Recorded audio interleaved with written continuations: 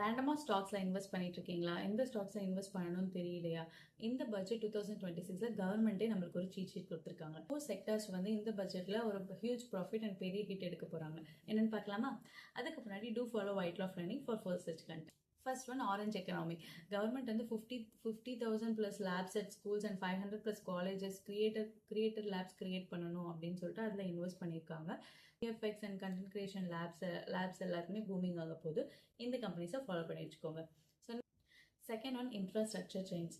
கவர்மெண்ட்டோட இன்வெஸ்ட்மெண்ட் ரயில்வேஸ்லையும் அப்புறம் டிஃபென்ஸ்லையும் வந்து கண்டினியூ ஆகிட்டே தான் இருக்குது. ஸோ இந்த கம்பெனிஸ் எல்லாம் ப்ராஃபிட் பண்ணுவாங்க. Third one, tech companies.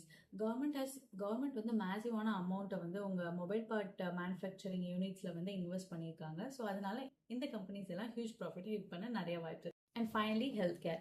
The investment in biopharma Shakti mission research heavy கம்பெனிஸ்க்கு வந்து பயங்கர ப்ராஃபிட் அண்ட் ஹிட்டாக இருக்கும். டீட்டெயில் கம்பெனி லிஸ்ட்டை நான் கேப்ஷனில் கொடுத்துருக்கேன். இந்த ரீலை சேவ் பண்ணிக்கோங்க. Maybe if you forget today, it will help for tomorrow. By.